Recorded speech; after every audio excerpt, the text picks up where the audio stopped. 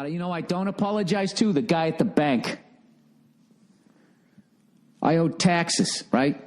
I owe taxes up in fucking Canada. So my accountant goes, you have to go to the bank. I'm going to send you an email with all the fucking account information. They can wire it up there. Bing, bang, boom, done. So I say, fine.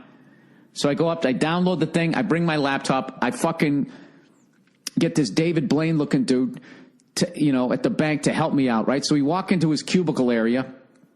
We sit down. I have all the information on the computer screen. He starts going, read me the VIN number. I know it's not that, but you know what I mean.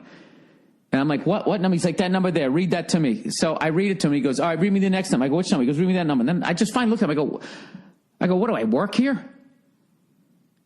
He's like, excuse me? I go, I feel like I work here right now. I'm like, look, just turn it around. Here's all the information. Type it in. And he goes, well, it's going to go quicker. Or something like that. And then he just kind of got quiet, right? I'm just fucking sitting there. And then after a couple minutes, he just kind of goes like, I don't understand, like, why you got upset there. I go, well, I'm not upset. I'm just calling you out on the fact you start treating me like your secretary. I don't work here. He goes, I'm not treating you like your secretary. I go, yeah, you are. You got me, like, reading off numbers and stuff. He goes, I'm just doing that because it'll be faster. And I go, well, I disagree. Well, what the fuck am I? You understand? You work at the bank. You're at the bank. You work at the bank. You get paid to work at the fucking bank. I'm the customer. This is what I need you to do. Do the fucking transaction. Jesus fucking Christ. These fucking goddamn, I'm going to say it. These kids today, everything about them it's interactive. Hey, man, like, hey, fucking reach out through the fucking interweb, man. Fuck off and do your job. But I didn't say any of that. I just said I disagree. That's the best I could do. But I just couldn't believe he was like, but he was. What kills me is he's walking around saying that I'm a dick, which I am. I admit to that, but I'm fucking right. I got to sit there and read off fucking numbers to you. He goes, can you read this? He didn't even say please. He starts talking to me like I'm like. I was like, did I just get hired as your assistant? You fucking cunt. I didn't even know what he was talking about. All of those numbers. I'm not a fucking banker. Every time he told me to read off a number, he had to explain what the number is. Like, how is that quicker? Oh, Jesus. So I meditated for the first time in about 6 weeks. I'm just trying. Yeah, I know. To the guy at the bank, maybe I could have explained it a little nicer. Maybe I couldn't have just flipped out here. But, know this. That's what I wanted to say in the bank, but I didn't, okay? I just fucking kept my cool. But, like, you work at the bank, I don't. I need you to do this transaction. I have money in your bank. Back in the day, you guys used to give, like, 10%, 8% on fucking money in the bank. You now give, like, 0.0001%.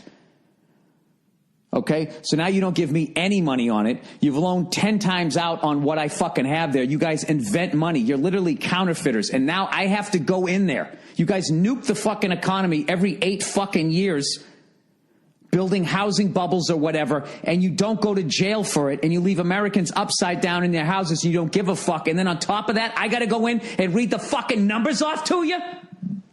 Fuck off. I know this is childish for me to be sitting here alone, losing my mind, but I cannot lie to you and not tell you how fucking good this feels to get this out of me. One time, I was in Rome, right? One day with my wife, and we went to the Vatican to go take the tour of the Sistine Chapel. Yeah. So there's a way to, I don't know, we went through the whole fucking thing, and we're just sitting there, we come in and we're looking at it, whatever, and we're standing in the line. It took for fucking ever. So I say to my wife, I was going, if I lived here, I'd open a bar across the street called the 17 Chapel. She goes, what? I go, the 17 Chapel. She goes, what? I don't know. 16 Chapel? 17 Chapel. It's like having the 19th hole. Oh my God. Bar thing. And she looked at me. Oh my like, God. Oh my God, I'm breeding with this. Oh and she my goes, God. Bill, it's the Sistine Chapel. And then all I could say was this. I just go, no, it isn't.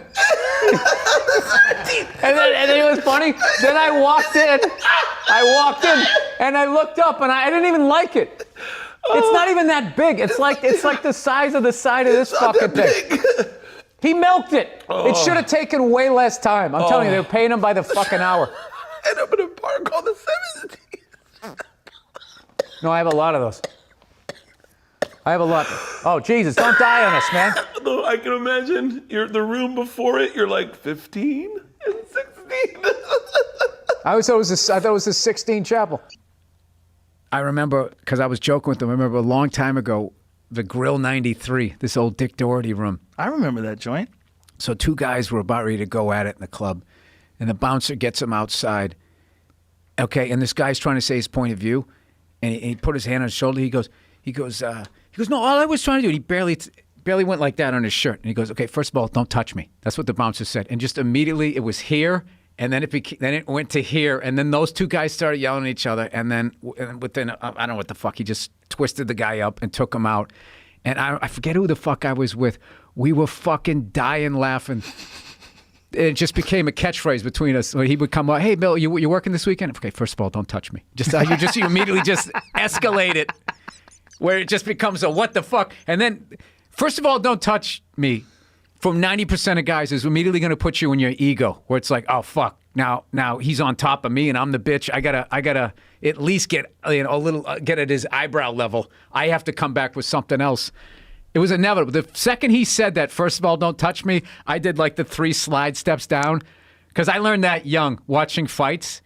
You know, you don't want to have a really good seat, because it's like a tornado. You don't know where it's going to go, and you think you're like 20 feet away. That meant me at a Bruins game, the old Boston Garden, and it was like one of those, just everybody smoking. You probably couldn't smoke in the Garden at that point. I just remember like smoky bars and shit. So we went in there and everybody was hammered. I was hammered, drinking like fucking Heffenreffers. Remember the Green Death, right? Like, dude, this is like 6% alcohol. So some like one of those 2 rows of fans fighting, which is always great, because like the people that are a row up are just throwing down. These guys getting fucking pounded. There's always a loafer laying there, right? Mike Milbury picking it up. So I remember the cops ran up there, and I ran up too to watch the fight, and they started grabbing guys and coming down the stairs, and it was the Boston Guard, and there was nowhere to go. And I just remember this big cop bounding down the stairs. He literally had a handful of this guy's neck. It was like his whole neck and his jugular. And this guy was two colors. I just remember he was going, try to push me down the stairs, and he came down like. And I was trying to get out of the way, and I think the guy who he had grabbed, like his knee fucking hit me in the back. I just got caught by the debris of this guy running by, and that's when I kind of learned like, how to watch a fight. Which you watch a fight and you're looking at your exits, because like I said, it's like you don't know where it's gonna fucking go. And I had learned that lesson. So when I saw that guy say that, first of all, don't touch me. I was just like, okay, sliding over here, let some other people settle in front of me. I can do. I like doing that. That's the same as if, you want to be above, slightly above, looking down at all the altercations. You get a better viewpoint there anyway. Yeah, I suck at it, dude. I stopped fighting in like junior high. That was it. I just knew. I was like, this is not my thing. I can't slip a punch. I am slow as shit. I got a big head. I got a huge target. This is not going to go 3 rounds. It's just not. I fought up until like around 6th grade. I think I probably had my last one. And then all of a sudden kids started to get 120, 130, 140 pounds, and there started being blood and fucking people missing a couple days of school after a beat down. I was just like, you know what? Okay. I think I'll be the funny guy. I'm going to tell you that time I went down, I looked at the Pentagon like about 6 months after 9/11. I must have told you that story, right?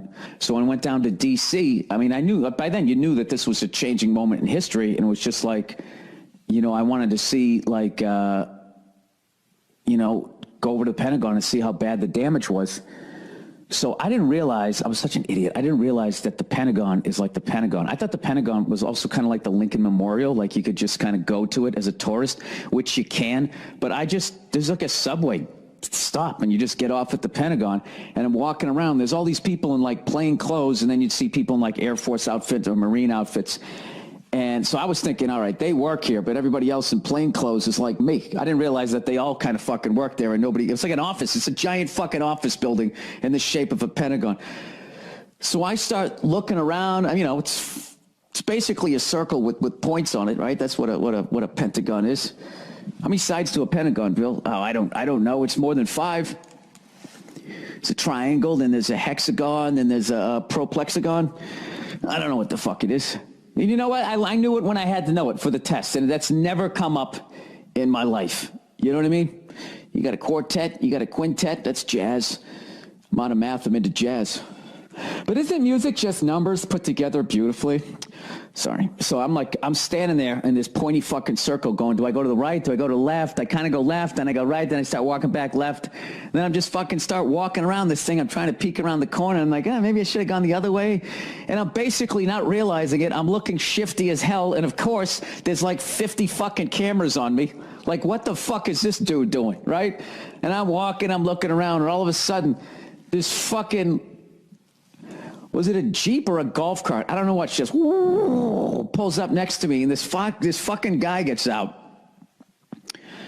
Like, you know when Powers Booth ever plays a military guy? He was like that with a beret.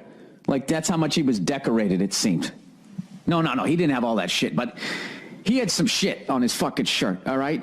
And he had the beret, and I remember he got out, and he was like...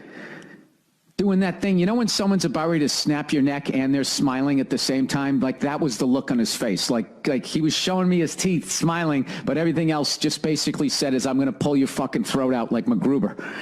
And he came up and he's just like, hey, buddy, what are you doing? And he was like looking through to the back of my head. And immediately I was just like, oh, then I didn't know what to say. And I was like, oh my God, what if he knew one of the people that died here? And then I was just kind of, I'm a comedian, I'm in town, playing Teddy's House of Comedy, and just, then he fucking took my name, and then it dawned on me why they were coming up to me, and the whole thing just made sense, like, oh, this is like a military building, Bill. This isn't the Jefferson Memorial. You're walking around one of the most top secret fucking places, and you're looking around, and you look like a crazy white guy, right? So then it just struck me as funny, and then I was trying to hold back a laugh, right? Classic white privilege here, right? I could actually have this guy come up to me outside the Pentagon, and I can still find the humor in it because I know I'm not going to get arrested, right? Is that what white privilege is? I don't know. I'm stuck in this wonderful fucking position. I'm just going to stare into that now, and people just say white privilege. I'll be like, oh yeah, it's unbelievable. Woo!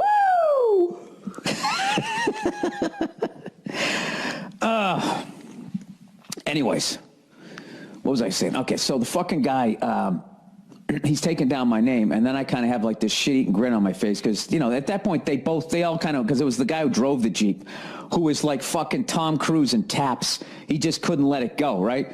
So I kind of feel him staring at me like a fucking lunatic, and I'm like, well, if this guy here with all this shit on his shirt, I can feel him letting me go. You're not going to arrest me, the driver of the Jeep. Join the military to be a fucking chauffeur, go fuck yourself. So now the comic in me is starting to come up, and I want to irritate this guy, so I really start fucking smiling or what. I was like, yeah, man, sorry. I go, hey, man, you want to come out to the show? And blah, blah, blah. And the guy, he's kind of gone down from I'm going to fucking rip your throat out to kind of like, maybe I'll just, I don't know what, stick a bayonet in your side. He's kind of down to that. Is that less? I don't know. Whatever the fuck it is. I'll just waterboard you. His look of craziness is, I'm just going to waterboard you now. And I get to the end, and he's like, all right. And he gets in the Jeep, and the other guy was just staring fucking like daggers at me, the Jeep, and I was just looking right at him, smiling. And he goes, you're free to keep walking around this thing, blah, blah, blah, blah, blah. And I was just like, nah, man, I'm cool.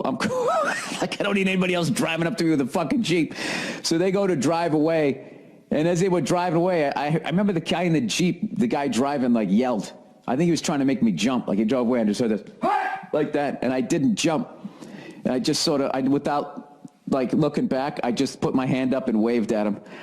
And that's my fucking Pentagon story. There was people fucking right the whole fucking time. There's been fucking assholes on my street walking around, no masks, not quarantining like the people that come by the houses. You see the fucking, the same people that were going in and out of the house who are not part of their family still going in and out of the house. You want people to walk down the street with a mask on? Let's not start this, Joe. Do you, though? Let's not start this. Okay? Let's start it. I don't want to start this bullshit. I'm not going to sit here with no medical degree, listening to you with no medical degree, with an American flag behind you, smoking a cigar, acting like we know what's up. better than the CDC. All I do is I watch the news once every 2 weeks. I'm like, mask or no mask? Still mask? All right, mask. That's all I give a fuck about. I don't care. But even they say you shouldn't wear a mask unless you're treating a coronavirus patient. The World Health Organization. Yeah, but they didn't say that literally initially. They didn't say it initially. No, they didn't. They did, and then it gradually, and then wait, and then everybody wore the fucking masks. This is like rollerblading. Everybody fucking rollerbladed, and then there was that one fucking homophobic joke, and then everybody acted like they never did it. And then 100 million fucking rollerblades got thrown into the fucking ocean. We all wore masks, and then all of a sudden, people are fucking sitting there. Well, you don't have the body type for it, dude. Your fucking knuckles would scrape on the ground. Even with that extra 2 inches. I just love how wearing a mask became like this fucking like soft thing that you were doing, like being courteous. Bitches. Being courteous. What is it for bitches? That was so stupid. Wearing a mask. First of all, it's not. God, you're so tough with your fucking open nose and throat. Gee, Joe, and your 5 o'clock shadow. This is a man right here. A man doesn't wear a mask. Why does it always become like that? It's always like the man versus the bitch. It's what men do. We make fun of things. Anything that seems like you're not taking chances, right? That's what I don't the have mask a problem with that unless you were already wearing the mask and then you're acting like you didn't. And all of a sudden people watch your thing and then they all pile on, oh, look at this bitch wearing the mask. It's like, you were fucking doing it 2 weeks ago. Well, I was scared out of my mind in the beginning. In the beginning, like when everybody's shutting down in the beginning and people are stockpiling food, I was convinced. I was like, Jesus Christ. Dude, you have like 9 elk in your basement. You were the one person I knew was fine. Tom Papa's making bread. I've got plenty of food. I knew he was fine. That's not what I was worried about. I was worried about people I knew getting really sick and dying. And then I was convinced that I had it. At one point in time, I was like, God, I do feel like I'm breathing heavy. I felt like my breath is coming short. I did. I had like psychosomatic now issues who's the bitch, thinking about Joe? it. Now I got who's over the it, though. bitch? I got over it. Guy had a fucking panic attack sitting on fucking 12 elk. You had a fucking panic attack. In and the then, sauna. And then you felt bad about yourself, and then you attack people with masks. That's how it works. And that's how the hatred starts. And that's right now why 7 blocks of Seattle, you can't go now and get yourself. You know, it was another good one. You know what the best ones? Like most of my friends, we all got busted for drinking and driving. The best one was a buddy of mine. They read his, and it was like, approximately 4 a.m, we noticed a maroon VW Fox blowing its horn, trying to pass on the right. We pulled the defendant over. After repeatedly asking the defendant to stay in the car, he got out of the car, threw his keys at my feet, and repeatedly stated, "Lock me up, I'm fucked up." And this was funny. Was my buddy was a good-looking guy, and the judge was a woman. And when the guy read that, lock me up, I'm fucked up, and he wasn't the brightest guy, and he just he went like, ugh. He like put his head down like that, and he was little pound puppy fucking looking dude, and she gave him like a lighter sentence, and because he was good looking. I think so. Yeah, I mean that all plays in. That's why ugly people are complaining so much. Like they won't take the time to develop a fucking personality, write some jokes, do what the rest of us have to do. Like I don't get mad at Brad Pitt. How come he fucking? Because he's fucking beautiful. I'm a fucking bald, red-headed male. I know where I am in the pecking order. And some of these fucking people who are complaining right now, who are mad that beautiful people get treated differently. I understand racially speaking, but you're not going to do the beautiful thing. And then that's another thing they try to say. Well, society tries to, they're the ones that fucking do, like I love when like there's a supermodel, like this is like an impossible standard of beauty to try and live up to. Yeah. That's why she's on the cover of a magazine. She's that level beautiful. And you're going to try and sit there and tell me that was learned. Well, here's the thing. That's only women. Because when you see Jason Momoa playing Aquaman, you don't hear men saying that's an impossible standard of beauty that we have to No, I just make fun of that fucking stupid thing he has to hang on to. I don't care how much you can kick my ass. That is the dumbest shit. You should be on a fucking cereal box. It's a trident. For years, they had a problem like with Aquaman. It's like he's in the ocean. Human beings are on Earth. Like, what do we... Like, I have to see that fucking movie. What are they going to be? Is it going to be like Japanese people like finning? Is he going to save sharks? He goes underwater. Is that his skin? Like, well, the bumps? What is that? Is that a suit? Doesn't water get in the gloves? You think that would have to be all one piece, right? Yeah. That would be annoying as shit. Is anything worse than water in your gloves? Well, look, it looks like it catches them, like a water catcher. Like, not just like water gets in the gloves. It's like a funnel. He looks like a stripper at a bachelorette party. He does. A good one. Like, you paid money. You got a good one. Guy dieted down for that. Yes, he did, and he got all the abs. So he's better than I am. Oh, this is the fall It's look. a different one. Yep. The fall look. This is when he's in the Black Sea. You know what I mean? He wants to fucking... Gets cold. Yeah.